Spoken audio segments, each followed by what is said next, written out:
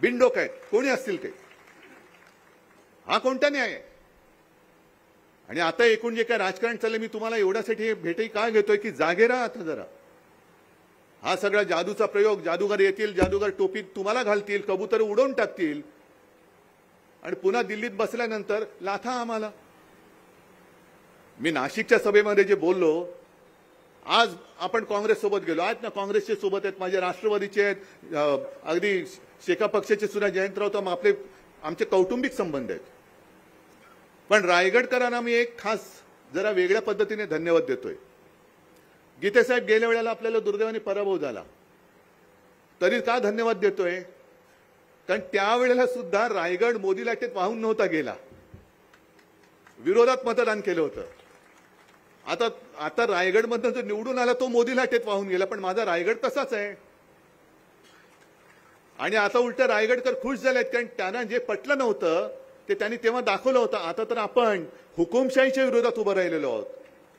नुसतं मोदींच्या विरोधात नाही, मी व्यक्तीच्या विरोधात नाही, आम्ही हुकुमशाहीच्या विरोधात उभे राहिलो आहोत. आणि रायगडमध्ये मला नाही वाटत जास्त काही प्रचार करण्याची गरज आहे, कारण गेल्या वेळेला एवढं करून सुद्धा रायगड ताठ मानेने मोदी विरोधात त्यांनी मतदान केलं होतं. यावेळेला तर प्रचंड लाटेच्या पलीकडे सुनामीसारखं मतदान होणार आहे रायगडमध्ये, मोदींच्या विरोधात, हुकुमशाहीच्या विरोधात.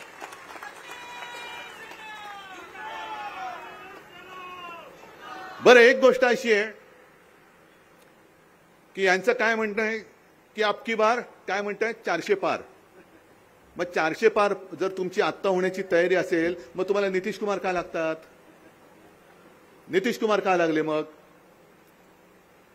जो काही कारभार चाललेला आहे, म्हणजे मोदी गॅरंटी, मोदी सांगतात की अमुक अमुक होगा, हे मोदी गॅरंटी आहे.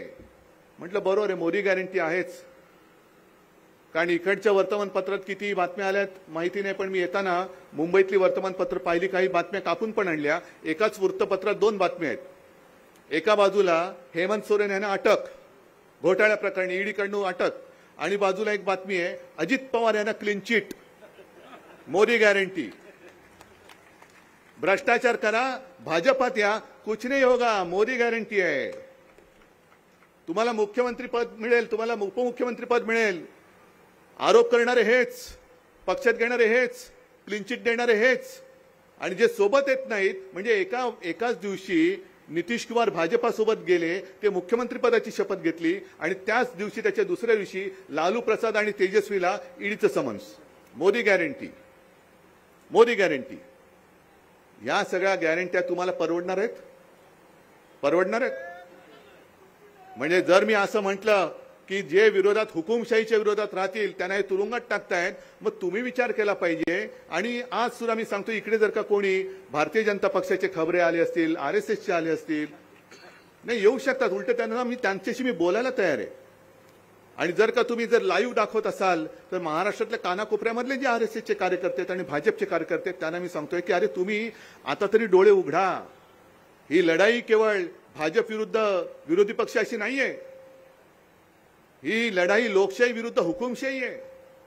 तुम्ही ज्यांच्यासाठी सतरंजा घालता आहात, ज्यांच्या मागे लगबग सगळी उठाबशा करता आहात, त्यांच्या हातामध्ये पुन्हा देश देणार असाल तर याचा अर्थ तुम्ही तुमच्या पुढच्या पिढ्या या हुकुमशहाच्या ताब्यामध्ये देत आहात.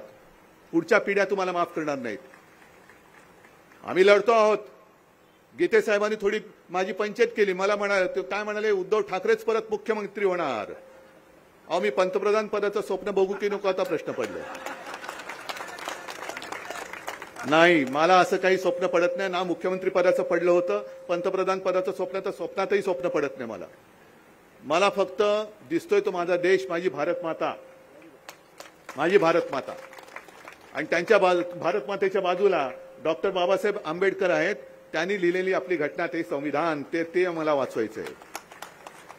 का आम्हाला मत द्या, आम्हाला मत द्या. मत द्या म्हणजे काय, कोणाला तरी मत द्या म्हणून द्यायचं नाहीये.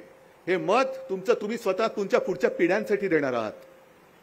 तुमच्या पुढच्या पिढ्या या भले अशा उचलून तुरुंगात नाही टाकल्या तरी संपूर्ण देशाचाच जर काही तुरुंग झाला तर त्या वातावरणात तुमच्या मुलाबाळांना जगावं, त्यांनी जगावं अशी तुमची इच्छा असेल, जरूर हुकुमशाला मत द्या.